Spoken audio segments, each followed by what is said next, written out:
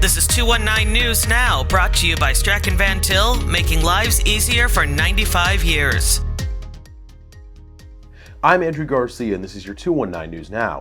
36-year-old Hassan Maley led police on a chase early Wednesday from Indiana into Michigan and back before being apprehended on westbound I-94 per the LaPorte County Sheriff's Department. The pursuit began after a county officer noticed a license plate violation on US 20 around 12:45 a.m.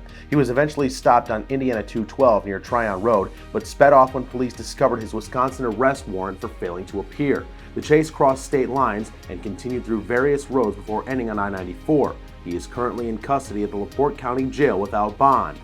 The Porter County Council has approved an $18 million appropriation for the second phase of renovations at the county jail following the start of urgent repairs during the first phase. The upcoming improvements will focus on addressing smaller issues within the facility, including renovating inmate bathrooms, the kitchen area, and upgrading water infrastructure. The allocated funds will cover contractual services and project consultants, with the project expected to take approximately 2 years to complete. IU Northwest Center for Urban and Regional Excellence will on Friday host the 35th Annual Forum on Child Abuse and Neglect to provide continuing education and a platform for conversations about mistreated juveniles. Takeem Morgan, the Senior Communications Director for Prevent Child Abuse America, will deliver this year's keynote address. His presentation, scheduled to begin at 9:15 a.m., will highlight the opportunities that exist for innovation related to child safety and family well-being. The forum will be held at the Berglund Auditorium inside IUN Savannah Center from 9 to 4. And in sports, Valpo hits the road to take on Lake Central on the softball fields. Here's a look at that game.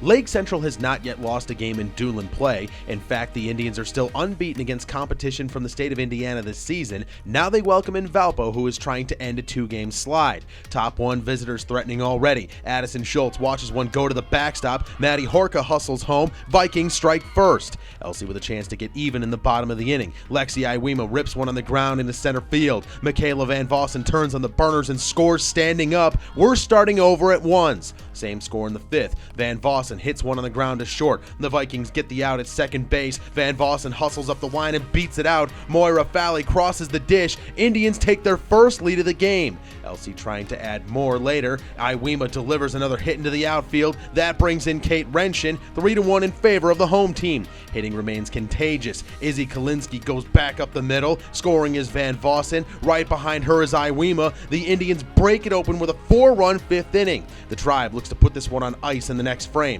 Van Vossen with a liner to the opposite field. Renshin is in with another run. Elsie tacks on, and that is more than enough in this one. The Indians make it 4 straight victories. 7-1 is the final score. To read up on more local news and headlines, visit jed-tv.com and nwi-com. I'm Andrew Garcia, and this has been your 219 News Now.